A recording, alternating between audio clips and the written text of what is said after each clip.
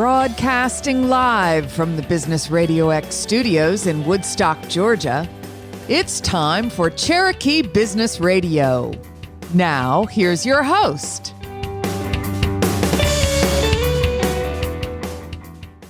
Welcome to another exciting and informative edition of Cherokee Business Radio. Stone Payton here with you this morning.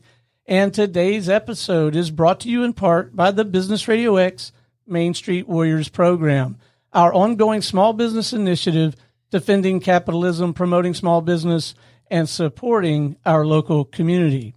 A special thank you to all of our Main Street Warriors and, of course, our 2023 Main Street Warriors title sponsor, Diesel David, Inc. Please go check them out at dieseldavid.com. Please join me in welcoming to the broadcast, first up on today's show, with Atlanta Drone Cleaning, Mr. Chris Creekmur. How are you, man? Feeling great. How are you, Stone? I'm doing well. You're looking good. You're sounding good. I've been excited to have this special edition. We're doing this on a Monday instead of the typical Tuesday house show. Tell us a little bit, if you would, mission, purpose. What are you and your team out there trying to do for folks, man? Well, in the power washing industry, pressure washing industry, however you want to call it, there's a lot of guys, a lot of businesses starting out. A lot of people not really knowing a direction to go in maybe, or niche to carve themselves into, maybe just looking for guidance, looking for help. So the mission really is to collaborate in an industry where competition is fierce. A lot of guys down each other or don't work together. I think the bigger mission and idea is to work together, to collaborate, and help each other out. That's just how good humans should work. And I think the success is just increased by the more network you have. So let's say you get a job you can't do or you need help on. Hey man, can you help me out? Or, hey, my trailer's not working. You want to do this job for me? Kind of thing. So it just really makes, when you serve others, they want to serve you. And then it just kind of goes full circle, and then they continue on that path, whether you continue your relationship or not. That's all we can hope for.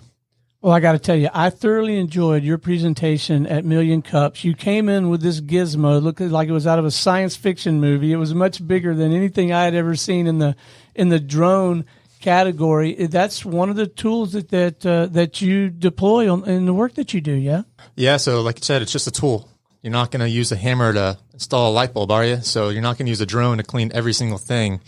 But it is a high-tech technology that's been around for a couple of years now, and it's just one of the tools that I use in my business, and I can share with others and help them versus me kind of keeping it for myself. I've decided to go out there and offer it to anyone else because there is a high cost to it. It's not for everybody. It's a very niched service, and it has its target market. So speaking of collaboration, do you find yourself working with people in the real estate arena because they're trying to clean up houses or that kind of thing, or people who do video work for whatever reason? Do you find yourself working with folks like that as well? So collaboration as far as clients go, I mean, I am putting myself in a position to do commercial and industrial work only, mainly because that's what my tool is good for, right? Right. A lot of other guys may have a harder barrier to entry because you have higher costs as far as insurance, you need to go and all your back-end stuff. But, I mean, real estate agents can be great for just a curb appeal package, like getting the driveway clean, the front of the house, all that stuff. Someone looking to sell their home, someone looking to buy, and also just keeping it maintained. You know, you keep the house clean, it's going to maintain the paint and the coatings. The windows aren't going to get dirty over time and be harder to clean. How does the whole sales and marketing thing work for a guy like you? How do you get the new commercial clients? Marketing for my business is very unique. The drone sells itself. It's very simple. We just have a very soft approach and ask people, hey, how can I help? This is what we offer, blah, blah, blah. And then people just open up like a book. It's incredible because we're not pressuring people. And honestly, I don't care if they say no, but I love it when they say yes. Because if they say no, then they're not my client anyways. I'm not going to try and convince them otherwise. If they want to use someone else, cool. There's plenty of other people that do great work. And once I show a video and just kind of explain how we can, save liability, costs, efficiency, all that stuff, it really just kind of makes sense because there's a lot of dangerous methods out there, rappelling, getting a big expensive crane, scaffolding, all this stuff is becoming outdated as this new technology grows. Now that you've been at this a while, what are you finding the most rewarding, man? What are you enjoying the most about the work? these guys sitting here next to me. It's rewarding to help others out and not take all the work for yourself. I could easily market and, try and dominate an area, but it's just really I don't think that's possible, in my opinion. You can be the biggest company, but there's no way you can corner this industry. There's so much work for everybody, and everyone can have a good piece of the pie and have a good life. They can make a good living. They can provide for their family. They can do all that stuff. So the most rewarding part is seeing other guys grow their business and help them out. And then we help each other out, basically. Fantastic. Well, let's bring them into the conversation. Tell us who you brought with you, man. I got Brock Tilley here with Scrub Soft Wash. Him and his dad have started an incredible business, and I've been able to help them out. We got Brody Moore with B Moore Pressure Washing. And then we got Marshall Helms, who's the green thumb of the group. He started back in October and wants to provide a way to provide more financial freedom for his family, from what I understand. So, Brock, I kind of hate to do this, but I'm going to do it anyway. I grew up in Pensacola, Florida. My dad was a heck of an athlete. Everybody in town knew him. Then he was a high school basketball coach. Then he was a superintendent of schools. So I was asked all the time, are you Pete Payton's son? So I got to know, any relation to Eric Tilley? Yeah, 100%. I love when people ask me that because my dad's one of my best friends, but also he's the mentor in my life, helping me just with the whole business side, but also just grow as a person. So I get asked that all the time, but I love that question because it's like, yeah, that is my dad. And I'm very fortunate to be able to go into this company with him because he had a landscape company for 22 years and he sold it a couple years back, and I wasn't going to college. I just graduated this past year. And I was wanting to get into the workforce, and I was fortunate enough to have him be like, let's do it together. And he was kind of showing me the ins and outs and things that he picked up just from owning a landscape company for that long. Well, that explains the biceps, too. I got to tell you guys, y'all can't see this on the radio, but this guy looks better in a T-shirt than any of the rest of us. And so that explains. No, I think the world of Eric. I don't know him that well, but he is so well respected in this community and is doing such great work and helping so many folks out. So talk a little bit, though, about that support. I feel like that is so important, especially for a new entrepreneur to have some type of support system, and how marvelous it is that it's that close right there in the immediate family. Say more about that. Yeah, you're right. It's a big thing 'cause so many kids nowadays, especially young men, just don't have the proper guidance. They don't have that father figure. Even if they do have a dad, they don't have that relationship. And I thank God really every day just for the bond that we have, because it's unlike any bond that I ever had with any kid my age. It plays a big part in my success, but it's also, iron sharpens iron. So it's he helps me, but I help him every day. So it's a big part. So how do you guys attack it? Do you have specific roles, or do you kind of divide and conquer and go do the same thing out in the marketplace, or how have you decided to approach executing? Yeah, so we got started around September, so it's newer, but as of now, it's been both of us cleaning, whenever we find jobs. And there's been jobs when I go out alone, and he's a lot of the back end stuff, helping scale the company, do it the right way, because he'll tell you with his landscape company, he hit his max. You know what I mean? All the phone calls went to his phone. All the customers called his personal cell phone. So it was just, he grew a successful landscape company, but he didn't scale it to take it to the next level. And so he's kind of more that back end part to when eventually, when we grow, how to mentor the new technicians coming in, how to just grow it the right way so that we don't have to be out there spraying houses every single day. Yeah. How did you get connected with Chris? So networking groups, there's these groups that we meet at every single week. There's one in downtown Woodstock, one in downtown Canton, and one in downtown Ball Ground. And my dad met Chris just through the groups, just through there. And Chris was, he was needing some help here or there, and he was kind enough just to ask me to come out for a few jobs. And he really helped, show me the ropes, show me just how to do the work the right way. And so that was how we met. Yeah. And when it comes to cultivating those relationships and really building those relationships further, the nice thing about all of those communities that you described, there are good brew houses in every one of those communities, right, Chris? Yes, sir. Get a plug for Reformation. Yep. That's where we meet. Fantastic. Well, thanks for joining us, man. I'm really looking forward to this conversation. I got 1,000 questions I'm going to ask you guys in a little bit, and I know there's some things that you'll probably share that I'm not even thinking of. And our next guest is Marshall. Have I got that right? Talk to us, Marshall. And this is pretty new for you. Take me back to the beginning, man. What compelled you to get into this business?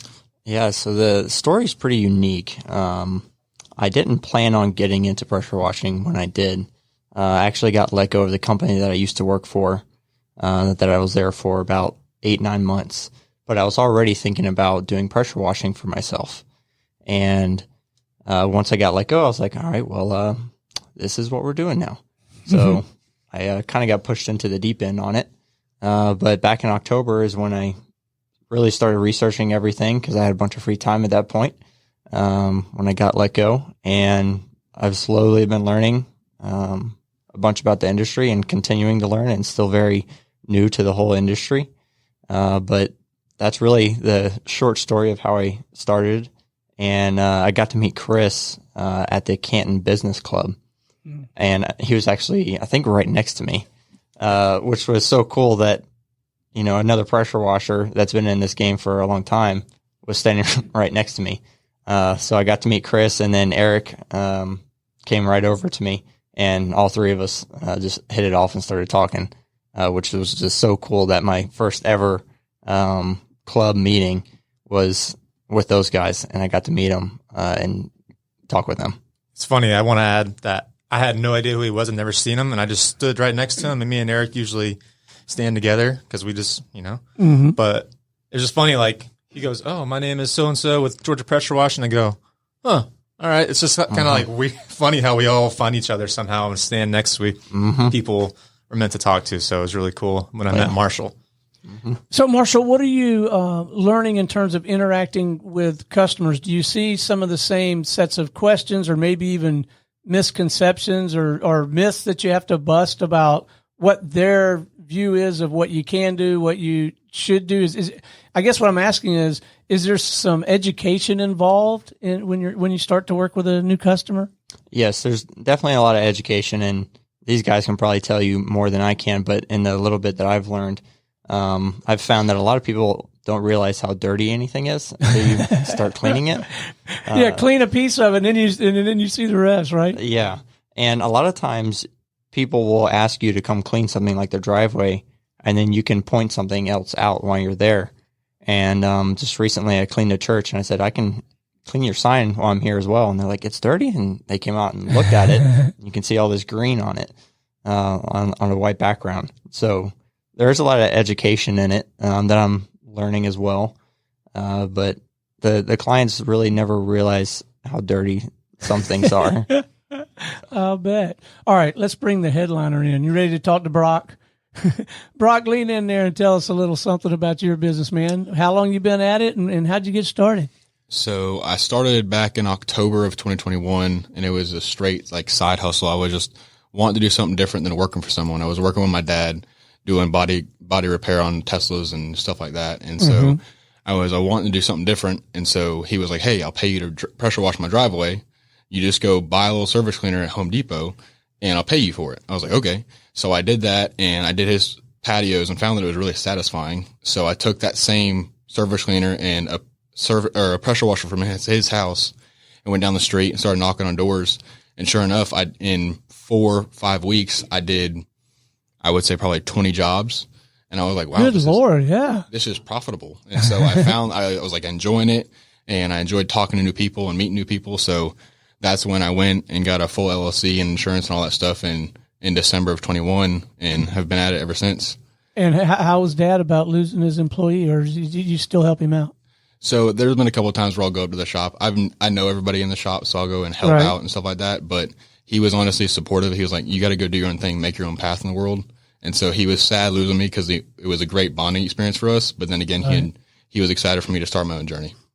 So we've talked a little bit about collaboration. Can one or more of you guys share an example or two of how you've come together either with someone in this room or someone else to collaborate on something? I mean, Chris is shot. I mean, I know me and Brock work. I'm not sure about Marshall yet, but I mean, we've done probably 4 or 5 jobs together so far in the couple months we've known each other. Yeah, I had one job come up. It was multiple properties. I wanted it done really fast, so I reached out to Brody, and I don't do what's called surface cleaning or flat work. So these guys offer that. I don't. Oh, so it's there you great. go. It's great to for me to plug in with them because I can get the jobs, sub them out. They can get them. So that's where I called Brody, and I was like, "Hey, man, I got this one project I need help with. Can you be there?" So it was great because he was there, and it's kind of a funny story because we went to this site, and usually I look for water spigots and water sources so you can fill your tanks up. You don't want to fill them up and drive. It wears out your trailer and all that stuff. So that makes sense. Anyways, we get there. There's no accessible water source. They're all turned off for whatever reason. I don't know. There's like no store owners willing to help us out. So where Brody used to work across the street from with his dad, like you just mentioned, is a shop that, he used to work at. So he said, "Hey man, there's a shop across the street. I'll just contact the owner, see if we can get water there." So it's just like a beautiful moment because if I never would have asked him, I would have been in a really bad spot on that job. So that just proves the power of collaboration right there. And then Brock, I brought him out on a couple first jobs. The first time he saw me work was with a drone. Mm-hmm. He's probably like, "What in the world is this industry? Like, do I need to get one of these?" Like, so it's just really cool to show him the technology I have and the processes. And then we'll do the same for Marshall too. Eventually we'll get there. So, Brock, I don't know if I asked you before or not. I know I asked Chris. What are you enjoying the most, man? What's the most rewarding for you about all this? Obviously, just making the house shine so satisfying. But it's always just seeing the customer's face after it's clean. That's always just one of the best parts. And because one of the things we try and do with every single job is we think of one thing that we can go above and beyond. So like. We won't tell them that we're cleaning this one thing. We'll find something at the house, like usually the mailbox, or if they have like a little stone pathway, we'll just like throw that in. If it looks super moldy or dirty, we'll just clean that just without them knowing, just because they're like, "Oh, I didn't even know it was that dirty." So we always just try and find some way to go above and beyond that, take that extra step. I love that. We call it surprise and delight here at the Business RadioX Network, and it just has so much power, and it feels good to do it, right? Very good. That seems neat. All right, so what's next for you in your business? Have you got some grand plans to create the Tilley pressure washing empire? Or? I mean, we got some awesome jobs lined up. We have this nice pool contract that we're cleaning like a bunch of pool furniture. Getting all the pools ready to be How do you guys get that?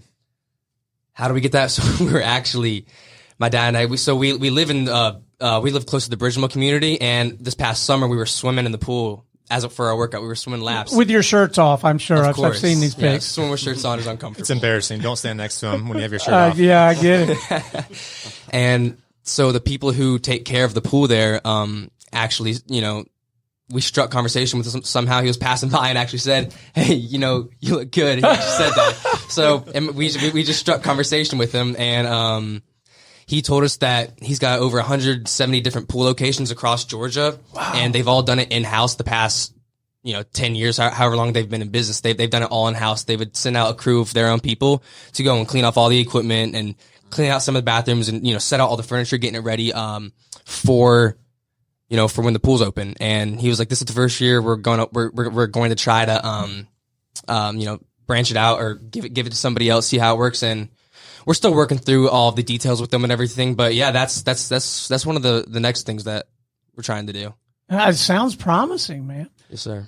So, Marshall, what are some of the big unknowns, man? What are some things you got to get figured out to keep on this trajectory? Or do you have a lot of questions about anything from marketing to the operations side of the business? What's on your mind at this point? There's a lot of things that are on my mind right now. Just being so new, I'm trying to be a sponge to everything that I can. I really have tons of questions and things I'm just trying to figure out, and really just have to fail to figure things out sometimes, and then try and ask these guys here if they've ran into these problems so that I can try and prevent it. Yes. Yeah. We have. or learn quickly. But there's nothing really right now. It's kind of just everything. And since I'm a one-man show, my wife helps me as well. But just as these guys know, you wear a ton of hats. You do a lot. So And destroy some clothes with some bleach, that's for sure. Get some good clothes. Yes, sir. Yeah. That's a budget item. Yeah. So nothing specific, but just trying to be a sponge to the industry. So what was that like, if you don't mind my asking, coming home to your wife and saying, yeah, I know we got laid off, but I'm not going to go get another regular job. We're going to do this business thing. What was that conversation like? She was on board for it for sure. It took about, 2 weeks or something for me to be like, I think we should go in this direction. And I continued to apply to other jobs, but I'd say about a month and a half later is when I finally made the decision. And the Lord made it really clear to me that that's the route that I needed to go. Yeah. So that's what I did. It was the clearest sign I ever got. But I've always wanted to go back to entrepreneurship.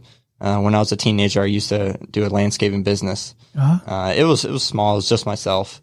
But I loved doing it. And ever since then, I've wanted to get back into it, and kind of got forced to go back into it. But so far, I'm loving it.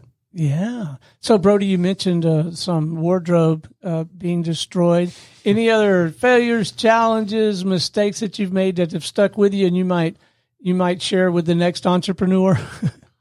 So having one branded clothing makes you look more professional. And then, but also when I started out, I was destroying some of my good clothes. Like I had a $50 Carhartt hoodie that now looks like a bad elementary school project because of the bleach. And I was wearing nice jeans. And so I went to Walmart and bought the cheap Wrangler jeans and wore those for a while. But definitely having the right clothes to, one, keep you dry, and then also just to keep you comfortable. So, because you can destroy clothes quick in this industry. That is for sure. I'll bet. So in terms of collaborating and helping each other out, and maybe this is more of a Chris question, but I'm opening it up to everybody. Are there some things that are not actually executing the work, but more the operations, the planning, the running the business side of the business that you've come to learn are just really critical and important, and people need to know this, and you need to have it kind of carved out?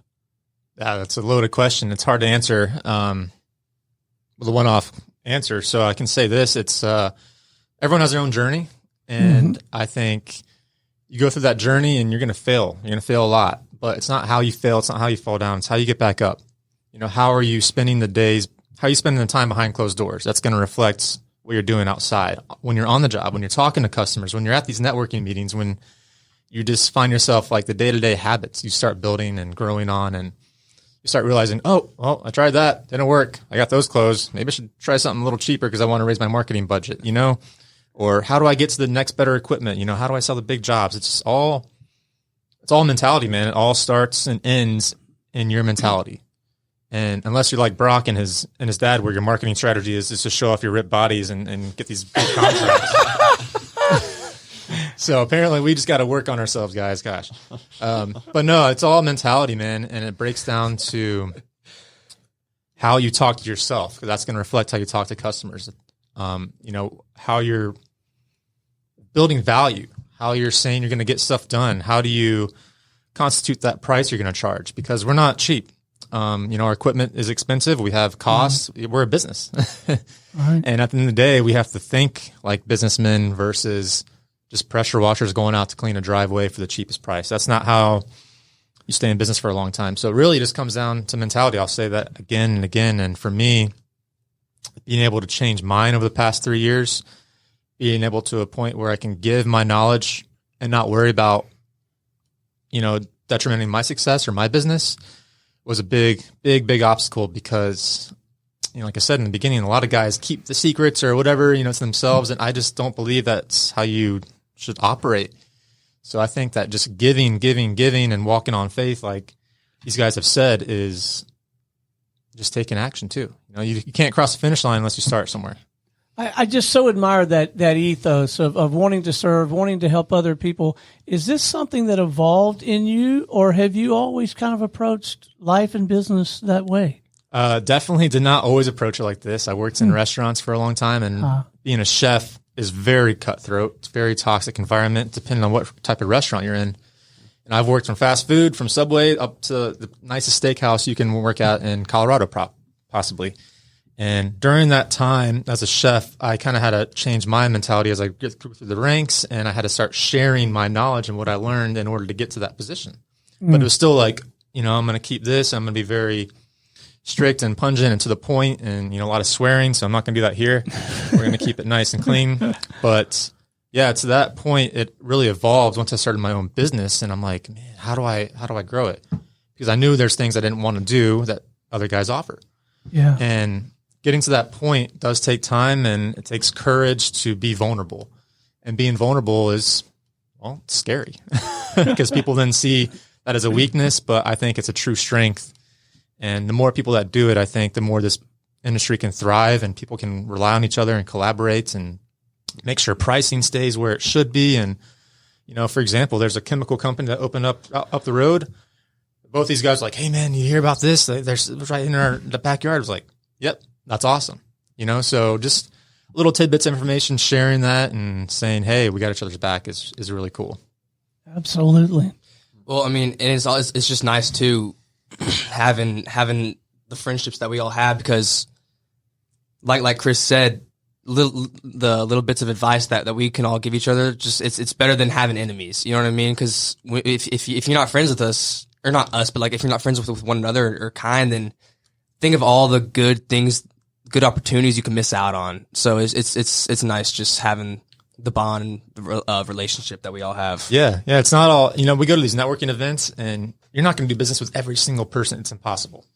So I think to remain at a relationship mindset versus approaching everything transactionally, these guys are my friends now, and it's awesome. Like, I can't wait to grow with them and see what they do with their business.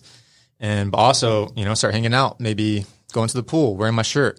But I'm going to keep bringing that up. Oh, gosh. But no, it's like, and then we got friends like Diesel David, who runs an amazing diesel shop right down the road. By the way, if you have a truck, go visit him. He's great. You start meeting these awesome people in the community. What's so funny? You start meeting these other people in the community. It's not all transactional. It's about just building relationships that may lead to friendship. They pour into you, and you are able to pour into others. And it's just, that's what it's about. And Dave's pretty fit. I don't know about Diesel. I don't know if I'd call him Diesel, but he's pretty fit. Diesel. So, Brock, I got to believe with Eric involved, you guys must have the operations side of your enterprise buttoned down, right? Yes, sir. And that was where Chris played a big role into our company, just because the knowledge that I was able to learn with him over the summer, I was able to imply that with us, with our company, because my dad, he landscaped, but he still didn't know soft washing or pressure washing. You know what I mean? He just knew the business side of it. So that helped a lot. And I mean, our goal, our main mission is just to help kids who kind of need like that middle stepping stone in life, who don't necessarily know what it is they're wanting to do after high school or what they're wanting to do. Whether it's college or not, we want to be like that mentor for those kids, help them just, help teach them just good relationship skills, communication skills, showing up on time, doing the right thing when no one's watching. That's kind of our goal for the whole company. All right. So I mentioned I had some questions. Here's my first one. I don't understand the difference between pressure washing, soft washing, all these different, I hear different terms. Can you guys break that down for me? So pressure washing is with a higher PSI. So, I mean, like when you surface clean concrete or pressure wash a harder surface, you're going to be using more pressure. But with soft washing, I would say the PSI of a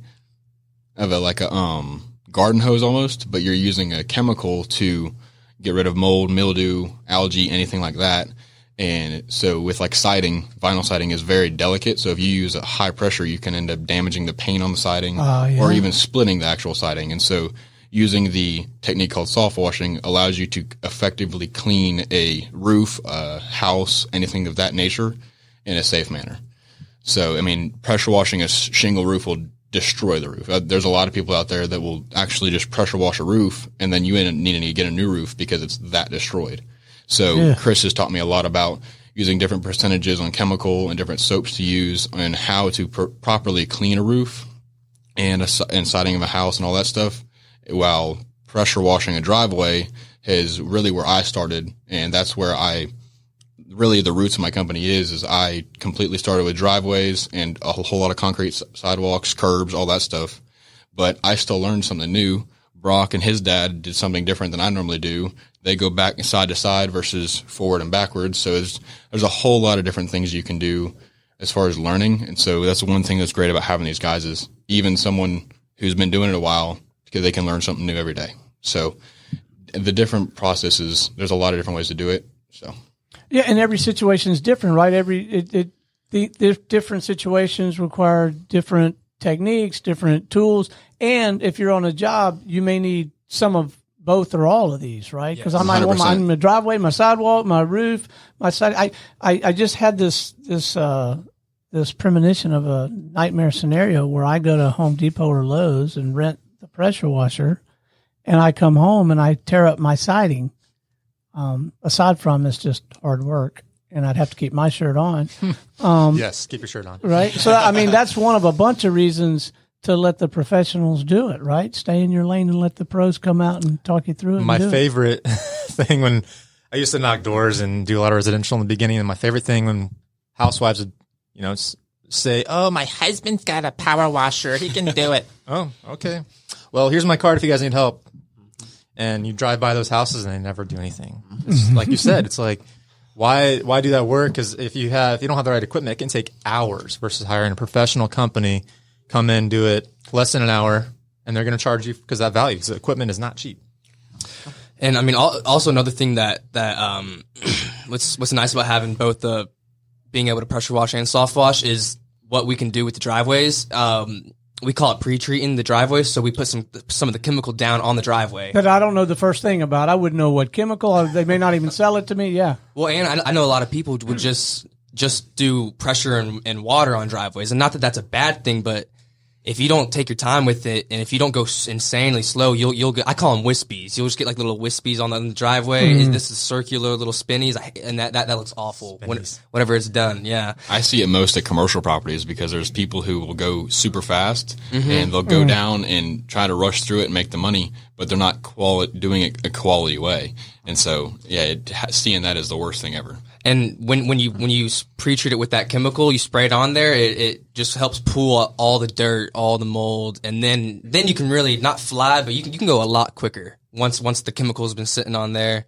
I mean, I'll never forget that one. Chris and I did a job together. He was cleaning a roof, and I was out of chemical. Like I couldn't find any. I was out, and so he was able to spray some of his chemical down on the driveway, and then I was able to go over it, and it was beautiful afterwards, but. It's like soaking a dish. Yeah. Makes it easier to clean. Yes. Yep. Yeah. That's a great way to describe it. So how often should we be doing this? Like my home, how often should I be doing the roof, the sidewalk, that kind of the siding? Or does it vary? I'd say it depends on a lot, depending on like the shading of your house. If there's a lot of trees around your house, then you're going to want to do it more often. If your house is open in the sun, there's not going to be as much of, you don't have to do it as often, I would say. Don't you all agree? Yeah. Besides that north side of the house is always the moldiest. Oh, yeah. That was one thing Chris taught me. Interesting. Now, why is that? Do we know? The sun. How the sun rises and, you know what I mean, sets. There's one side of the house that's in the shade a lot more than the rest of the house. How about that? Yep. 99% of roofs that you see are dirty. It's on the northern side. On the north side. I'll be darned. And same thing with commercial properties. If they're more shaded and have more trees and all that, then it's going to need attention more often. Oh, yeah. I mean, so like Brock was saying, the north side, and there I've bid on a big commercial project over in Roswell, and they have 6 roofs that they're wanting cleaned, and all of the roofs, there's not a whole lot of trees around them, but all of the roofs on the north side need to be cleaned. They're very, very dirty, and they've probably never done them. Because I had talked to the property manager, and they were like, we've never done them. So they're wanting to get them done at some point here in the near future. Well, sure. I think education is just the biggest thing that I've learned that provides value to your clients. The more you can educate them and not really upsell them, but just like Marshall was saying, like, hey, you see something, say something. What's the worst that's going to happen is no. Like, okay, whatever, maybe next time.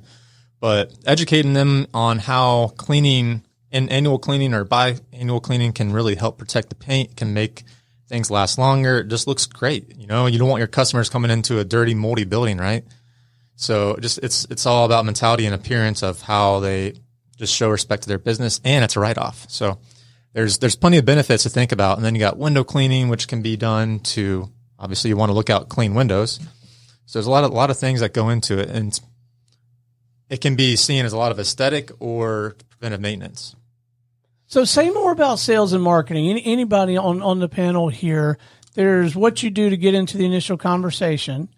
And I've got a couple of questions about how to really network properly here in just a moment. But so there's that initial conversation, but then it sounds like for you guys, some of it is on site, being seen in the neighborhood, being seen at the commercial property, and then how you conduct yourself on site and striking that balance. You don't want to be like I was going to say the Jiffy Lube guy. I guess they're never going to get a sponsorship here, but sometimes when I go to like the Jiffy Lube, I feel like all they're doing is trying to sell me the next thing.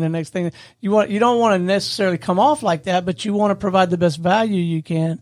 So yeah, speak to that a little bit. The whole sales and marketing thing.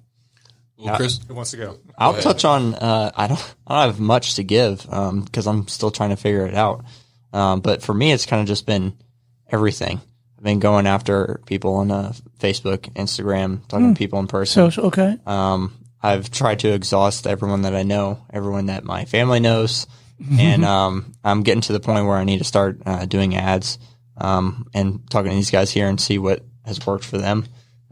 Because I'm only 3 months into it, I'm so green to it all. So just trying to learn and do what I can right now. Another good way is just going out on a sunny day in neighborhoods, driving around, and when you see someone outside, just stop, roll down your window, and be like, "Hey, can I give you a free estimate?" Who's going to say no to a free estimate? You know what I mean? Yeah. So and just that's a great way. Because people see your logo, see your truck, and it's just getting out there, getting your name out there. Even if they say no, it's still just they'll remember you. So, well, like these networking groups that we go to, there's been a lot of them that, between meeting Chris and getting jobs through him and then other real estate agents and all that type of things, networking, getting your name out there that way is a very beneficial way.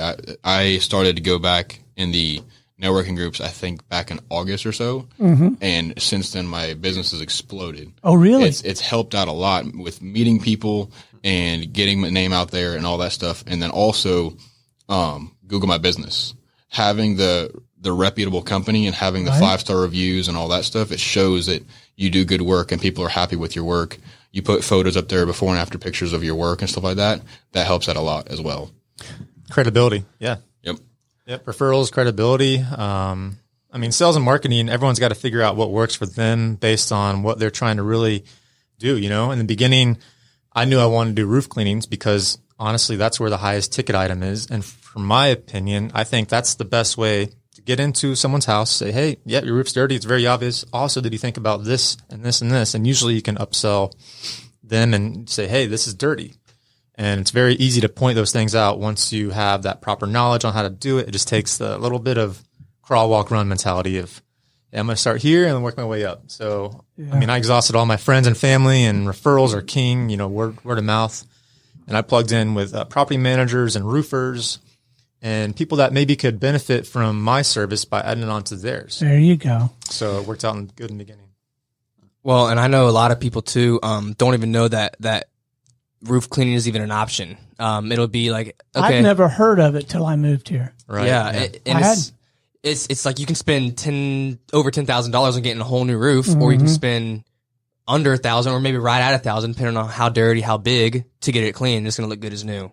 So still trying to get that word out there. So many people aren't familiar with soft washing. It's newer, but it's about 50-50 with people I've talked to. The term pressure washing is known by the masses. It's really, I hate it, to be honest, but once you understand like what it is and what it actually accomplishes versus what people think it is a whole nother thing. And like, there's really not much data on if a roof is affected by this algae, if it is a detriment to its lifespan until it turns into like lichen or moss in a very later stage. But it's mainly aesthetics, and people want their houses looking good. So that's really the kind of clients that we go after, is people that are proud of their houses, proud of their properties, and really don't mind spending the money.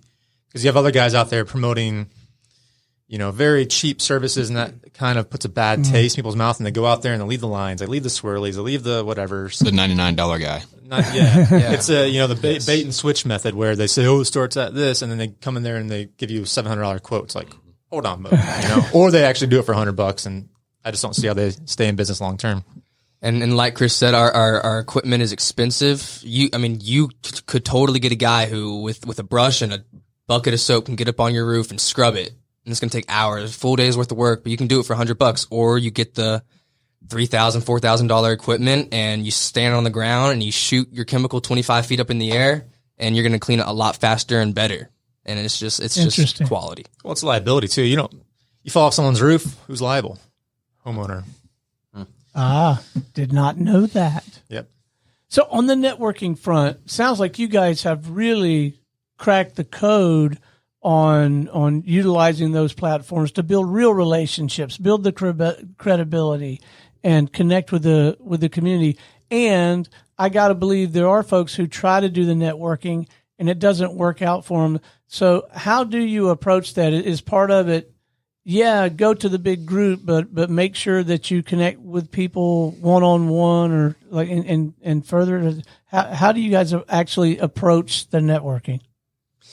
Yeah, so you have to go outside your comfort zone, and for a lot of people that's hard because no one wants to be uncomfortable, but you have to be uncomfortable if you want to grow. And finding those ways to meet one-on-one. Those people aren't always going to come up to you to meet, so you're going to have to step out of your comfort zone. You have to walk up and be like, "Hey, I want to talk with you. I want to get to know you better. Let's go get some coffee. Let's go get some lunch." And that's not easy for everybody. But the ones who it is, you can tell. The ones who do step outside their comfort zone, the ones who do the hard stuff, it shows. Brody and I met for the first time. He just walked up to me and was like, "Hey, man, we're talking right now." I'm like, "Okay, all right." So, no, but it was funny. We just ended up talking. He had a few questions, and we met at Canton Business Club. By the way, Wednesdays, 8 to 9 a.m. at Reformation by the Mill. And he walked over to me, asked me a few questions, and he's like, "Hey, man, do you have some more time?" So I think we spent like an hour and a half talking easily. And I was like, at least. Dude, bro, all right, come on, I got to go. But it was just great. Like, he was just so eager to ask questions and so willing and open to hear what I had to say. And I was like, man, it's awesome that I can provide an impact on him. So, who else can I provide that impact for? And like, those one-on-ones is really where you see the magic happen, and you start to get better with your communication skills. You start getting better at being comfortable with being uncomfortable and kind of growing outside your comfort zone. Like Brock was saying, that's like, I think that's the biggest thing. Just walk with someone. "Hey, man, I think your story is really cool. I want to hear about it." Well, you bring up a very important point, I think, when you are doing these one-on-ones and you're building and strengthening those relationships, the mindset and the focus should also largely be centered on what can I do to help this person, and not how can I wang dangle my way into another gig, right? I mean, that's important that we listen to their story and try to figure out a way to help them, whether it involves our thing or not. Would you all agree with that? 100%. Absolutely, yeah. My dad said it best. I mean, networking group is just a bunch of professional friend makers. Go there to make friends, meet people. Yeah. And in return, you get business for them and you get business for yourself. So you make money making friends. So it's also fun to like learn other people's business, and you really tone in and listen to what their needs are, and you can provide a referral for them. You can provide, you can get insight. It's just, I don't know. I love it. Well, going to those networking groups, as we all know, tax season's coming around. So you are able to find people who can help you with your taxes. And then if you end up wanting to buy a home, there's mortgage people, real estate agents. So having the connections outside of our business will definitely help you there too. Just being able to have the connection. Oh, I know a guy for that. Oh, I know a guy for that. They'll always be able to help. Well, a lot of times I find that when I'm talking to someone, I get to hear all about their origin story, all about their struggle, kind of, if there was a tipping point or something that caused them to create a new beginning, and you really do get to know them. Also, I've learned quite a bit about people's causes that are really important to them. And when you reach out and genuinely try to serve them in that way, that's helpful too. And then some of them are leading causes, like some of them will be an executive director of this cause or that charity. And that always, aside from the intrinsic rewards from helping out a cause, I mean, it just feels good. Yeah. Giving back to your community is, It just feels good. Yeah, it's a thing everyone should try and practice. It's something I'm implementing in my business, and I just can't wait to see where it goes. Yeah, and it almost never in a straight line, it feels like, but it seems to always come back to you in some way, like tenfold, somehow, some way, right? The laws of the universe are funny, man, and I don't question it. I just I abide by them, and I try not to break them.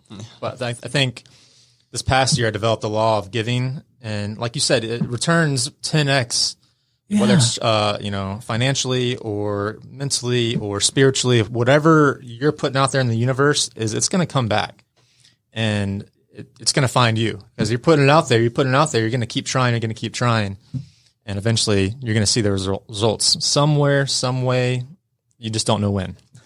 The only way you won't is if you give up. That's right. Truth. Well, Brock mentioned a moment ago something about professional friend makers. I feel like that I and our listeners have 4 good friends here. I really appreciate all of you coming in and sharing your story. Don't be a stranger. Come back with a delighted client sometime. We'll talk about their business too, or their cause, and learn a little bit about their story and talk about the collaboration, the work together. Before we wrap though, I want to make sure that we get everybody's contact information so our listeners know how to get in touch with you, even if they just want to have a conversation about anything that we've talked about. And of course, if they'd like to engage your services. And we'll start with Brody. Where are you? What's the best way to connect with you, man? I'm on Facebook. I'm on Instagram. And then my mobile number is 404-998-2088. Also, bemorepressurewashing@gmail.com. Any of those ways to reach out to me. I love it when people give their phone number. This is a guy that is willing to connect and have a real relationship. That's fantastic. Yeah. Marshall, where can we find you, buddy? Yeah, anyone can find me at GA Pressure Washing on Facebook, Instagram. I'm working on the .com part. Don't have the website up yet, but working on that. And phone number is 678-269-7917. And you can get me at GA Pressure Wash 22@gmail.com. All right. Brock? Yeah, we're on Instagram and Facebook. It's Scrub Soft Wash, and look us up. Google, it's Scrub Soft Wash LLC. Our phone number, mobile number is 470-680-6464. Thank you, guys. Well, and also I was checking while we were talking on GoDaddy. WeAreRipped.com is available. So if you want like a short URL. Yeah. Hey, we do clean, but also if you want to walk outside with the shirt on, let me know. Shirt off. Shirtsoffcleaners.com. I like it. All right. And the ringleader here. Chris, what's the best way to connect with you, man? The best way, just go on my website, www.atlantadronecleaning.com. You can see videos. There's a lot of call to actions, my contact information, the areas we service. I'm also on LinkedIn, my personal profile, Chris Creekmur, and Atlanta Drone Cleaning. People can text or call me, 678-800-4560. Well, gentlemen, and Chris, it's been a delight to have you all in this studio today. This has been fun. It's been informing. It's been inspiring. Really appreciate you guys coming to share your story, and I'm quite sincere. Don't be a stranger. Come back and see me sometime. Yes, sir. Thank you, Stone. My pleasure. All right. Until next time, this is Stone Payton for our guest today and everyone here at the Business RadioX family saying we'll see you again on Cherokee Business Radio.